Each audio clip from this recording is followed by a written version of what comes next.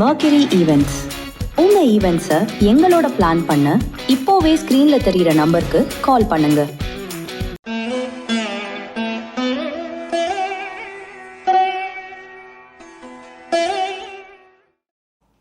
ஓம் சரணாகத தீனார்த்த பரித்ராணபராயணே சர்வஸ்யார்த்திகரே தேவி நாராயணி நமஸ்துதே.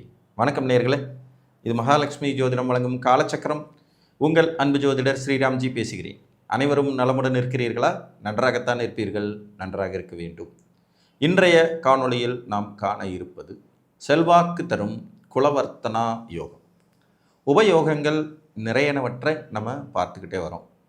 அந்த வகையில் குலம் செழித்தோங்கும், நீண்ட வலிமைமிகு வாழ்வு தரும், பூரண பரிபூரண ஆயுள் கொடுக்கும் யோகங்களில் ஒன்று இந்த குலவர்த்தனா யோகம். இதில் பேர்லேயே தெரியும், குலம் செழித்தோங்கும் யோகம் அப்படிங்கிற அமைப்பு இதில் வந்துடும். இப்போ நம்ம குலம் செழிக்கணும்னா நம்ம ஒரு கல்யாணம் பண்ணணும், நமக்கு குழந்தை பிறக்கணும், அந்த குழந்தை ஒரு கல்யாணம் பண்ணணும், அதற்கு குழந்தை பிறக்கணும், கிட்டத்தட்ட அந்த குழந்தையும் ஒரு கல்யாணம் பண்ணணும். அதாவது இந்த கொள்ளு பேரன் எள்ளு பேரன்லாம் பார்க்குற அளவுக்கு வலிமையான யோகங்களில் இதுவும் ஒன்று.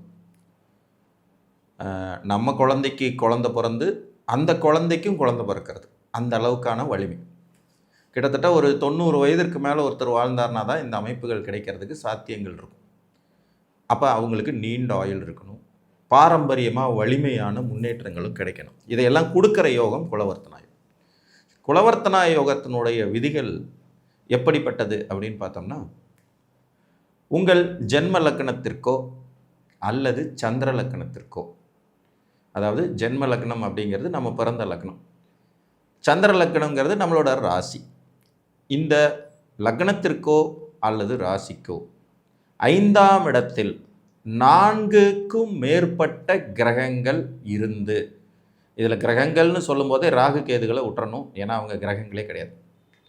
உங்கள் லக்னத்திற்கு 5ஆம் இடத்திலோ ராசிக்கு 5ஆம் இடத்திலோ 4க்கும் மேற்பட்ட கிரகங்கள் இணைந்திருந்து, அந்த 4 கிரகங்களில் யாரேனும் ஒருவரோ இருவரோ ஆட்சி உச்சம் அடைந்திருந்தால் உங்களுக்கு கிடைக்கக்கூடியது குலவர்த்தனா யோகம். புரிஞ்சிச்சுங்களா? ஒன்று லக்னத்துக்கு 5ஆம் இடத்துல இருக்கணும், இல்லை ராசிக்கு 5ஆம் இடத்துல இருக்கணும். அப்படி இருக்கிற 4 கிரகங்கள், 4 கிரகம் இருக்கணும், அதுக்கு மேலேயும் இருக்கலாம். அப்படி இருக்கிற கிரகங்களில் யாரேனும் ஒருவரோ அல்லது இருவரோ ஆட்சியோ உச்சமோ அடைந்திருந்தால் உங்களுக்கு கிடைக்கிறது குலவர்த்தனா யோகம். இந்த குலவர்த்தனா யோகத்தினுடைய சிறப்பு நல்ல நீண்ட பாரம்பரியம் மிக்க வாழ்க்கை. பேர் சொன்னால் புகழும் பேரும் வளர்ச்சியும் முன்னேற்றமும் வெளியில் தெரிகிற அளவுக்கான ஒரு வாழ்க்கை, சந்தோஷமான வாழ்க்கை, நீண்ட ஆயுளை தரக்கூடிய வாழ்க்கை, பொருளாதார ரீதியான வெற்றிகளையும் கொடுக்கக்கூடிய வாழ்க்கை. இப்போ நீங்கள் மேச லக்னம் அல்லது மேச ராசி அப்படின்னு வரீங்கன்னா சிம்மத்தில் இந்த இணைவு ஏற்படும். இப்போ சிம்மத்தில் சூரியன் குரு புதன் சுக்கிரன் 4 பேர் இருக்காங்க. இப்போ அதில் ஆட்டோமேட்டிக்காக பார்த்தீங்கன்னா குரு அதி நட்பு நிலையில் இருப்பார், புதன் நட்பு நிலையில் இருப்பார், சூரியன் ஆட்சி மூலத்திரிகோண வலுவோடு இருப்பார். ஸோ இது அந்த பவரை கொடுத்துரும். இப்போ ரிஷப லக்னம்னு நீங்கள் எடுத்துக்கிட்டிங்கன்னா, அல்லது ரிஷப லக்னமோ ரிஷப ராசியாவோ நீங்கள் இருக்கீங்கிற பட்சத்தில் 5ஆம் இடமான கன்னியில் இந்த நிகழ்வு ஏற்படும். 4க்கு மேற்பட்ட கிரகங்கள், 4 இருக்கலாம், அதுக்கு மேலேயும் இருக்கலாம். அப்போ அங்கே புதன் உச்சம் பெறுவார். அப்போ ஆட்டோமேட்டிக்காக புதன் இருக்கணும். சுக்கிரன் நீச்ச பங்க ராஜயோகம் அடைவார், கூட சூரியன் இருக்கலாம். இதில் இந்த சூரியனும் புதனும் சுக்கிரனும் எப்பயுமே பக்கத்துலேயே சுற்றுறவங்கிறனால மேக்சிமம் இந்த 5 கிரக இணைவு 4 கிரக இணைவுங்கிறல இந்த சூரியன் சுக்கிரன் புதன் வந்துடுவாங்க. புரியுதுங்களா? மிதுன லக்னமாக இருக்கிற பட்சத்தில் துலாத்தில் இந்த வலிமை கிடைக்கணும். இப்போ ஒரு மிதுன லக்ன ஜாதகம், 5ஆம் இடம் துலாம், அவர் மிதுன லக்னமோ மிதுன ராசியோ, துலாத்தில் சுக்கிரன் சனி புதன் குரு மற்றும் சூரியன் 5 கிரகங்கள். இதில் பாருங்கள், சனி உச்சம், சூரியன் நீச்சபங்க ராஜயோகம், சுக்கிரன் ஆட்சி, புதன் அதி நட்பு. இது குலவர்த்தனா யோகம். நீண்ட நெடிய பாரம்பரியத்தை தரக்கூடிய அமைப்பு. அதுவே நீங்கள் கடகலக்கணமாக இருக்கும்போது விருச்சிகத்தில் இந்த கிரக இணைவுகள் ஏற்படும். விருச்சிகத்தில் சூரியன் புதன் சுக்கிரன் செவ்வாய், கூடவே குருவும் இருக்கார். 5 கிரகங்கள். இல்லை குரு நட்பு, சூரியன் சம உச்சம், செவ்வாய் ஆட்சி, புதனும் சுக்கிரனும் ஏதோ ஓகேங்கிற லெவலில் இருப்பாங்க. பட் ஆனால் 5 கிரக இணைவு. இது குலவர்த்தனா யோகத்தை தரும் வலிமை. நீங்கள் சிம்மலக்னம் சிம்மராசி அப்படின்னு வரும்போதும் இந்த அமைப்புகள் ஏற்படும். இதில் லக்னத்துக்கு 5ஆம் இடத்துல இருந்தாலும் இந்த பலன் வேலை செய்யும், ராசிக்கு 5ஆம் இடத்துல இருந்தாலும் இந்த பலன்கள் வேலை செய்யும். இதையும் நீங்கள் மறந்துடக்கூடாது. பட் இந்த இடத்துல ஒரு கிரகம் 2 கிரகம் பவருக்கு வரணும். அது ரொம்ப ரொம்ப முக்கியம். பவர் இல்லாமல் கிரகங்களுடைய இணைவு மட்டும் இருந்ததுன்னா அதை பெரிய அளவிலான யோகமாக எடுத்துக்கொள்ள முடியாது. இதையும் ஞாபகத்தில் வச்சுக்கணும். புரியுதுங்களா? சிம்மலக்கணமாக இருக்கும்போது தனுசில் இந்த கிரக இணைவுகள் இருக்கிறது சிறப்பு. இப்போ தனுசில் சூரியன், குரு, புதன், சுக்கிரன் 4 கிரகங்கள். இல்லை சூரியன் அதிநட்பு நிலையில் இருப்பார், குரு ஆட்சி பெற்ற நிலையில் மூலத்திரிகோண வலுவோடு இருப்பார், புதனும் சுக்கிரனும் கூட ஓகே அப்படிங்கிற மாதிரி வந்துடும். இதில் லக்னாதிபதியான சூரியன் 5ஆம் இடத்துல இருக்கிறதுல ஃபுல் பவரில் வேறு இருப்பார். இது ஒரு குலவர்த்தனாயம். கன்னி லக்னமாக நீங்கள் இருக்கும்போது மகரத்தில் 4 கிரகங்களுக்கு மேற்பட்ட இணைவு ஏற்படணும். அதில் 1-2 பேர் வலுவடையணுங்கிற அமைப்பு. இப்போ மகரத்தில் சனி பகவான், செவ்வாய் பகவான், குரு, சுக்கிரன், புதன் 5 பேர் இருக்காங்க கன்னி லக்னம். இதில் செவ்வாய் உச்சம், சனி ஆட்சி, குருவுக்கு நீச்சபங்கம், புதனுக்கும் சுக்கிரனுக்கும் நட்பு நிலை. இது ஒரு பவர்ஃபுல்லான குலவர்த்தனா யோகம். புரிஞ்சிட்டிங்களா? நீங்கள் துலா லக்னம் அல்லது துலா ராசியாக இருக்கும்போது இதில் லக்னமாக இருந்து 5ஆம் இடத்துல சந்திரன் இருந்து அதோட கிரக இணைவுகள் ஏற்பட்டாலும் இந்த பலன் வரதான் செய்யும்.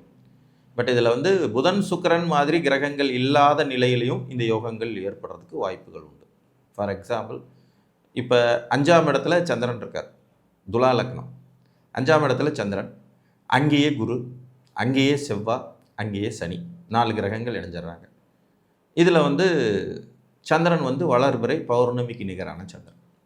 துலா லக்னம் 11ல் சூரியன், அங்கேயே புதன், லக்னத்தில் சுக்கிரன்.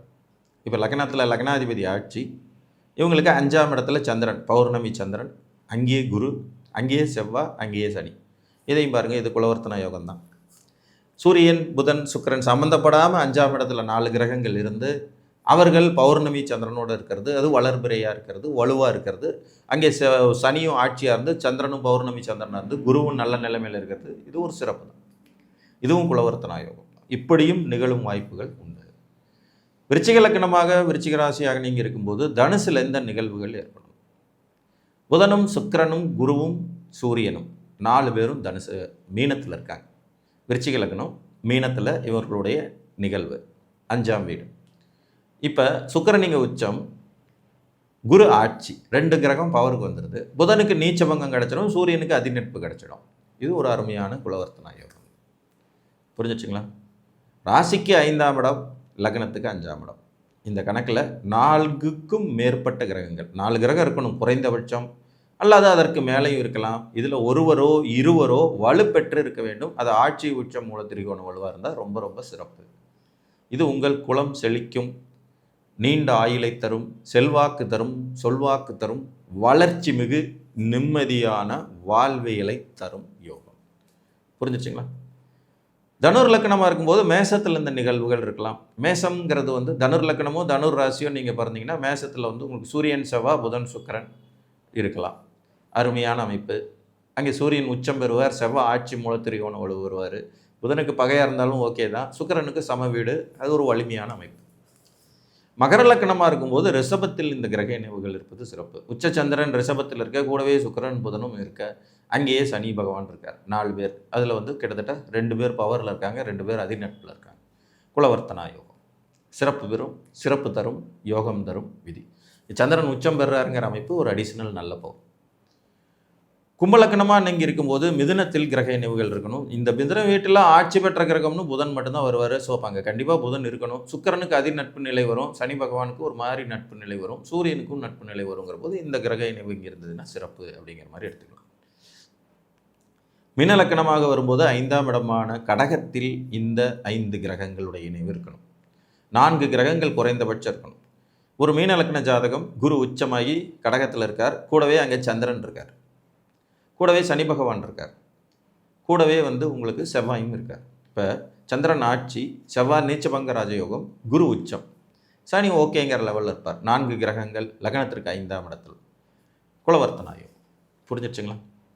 உங்கள் ஜென்ம லக்னத்திற்கோ உங்கள் ஜென்ம ராசிக்கோ 5ஆம் இடத்தில் 4 கிரகங்கள் அல்லது அதற்கு மேற்பட்ட கிரகங்கள் இணைந்த நிலையில் ஒருவரோ இருவரோ ஆட்சி உச்சம் மூலத்திரிகோண வலுவோடு அதிநட்பு நிலையோடு இருந்தால் உங்களுக்கு கிடைக்கப் பெறுவது செல்வாக்கு மிகுந்த இந்த குலவர்த்தனா யோகம். இது உங்கள் ஜாதகத்தில் இருக்கிறதா என்பதை பார்த்து அறிந்து கொள்ளுங்கள் என்று கூறி மீண்டும் ஒரு காணொளியில் உங்களை சந்திக்கும் வரை உங்களிடமிருந்து அன்புடன் விடைபெற்றுக் கொள்வது உங்கள் அன்பு ஜோதிடர் ஸ்ரீராம்ஜி. நன்றி, வணக்கம்.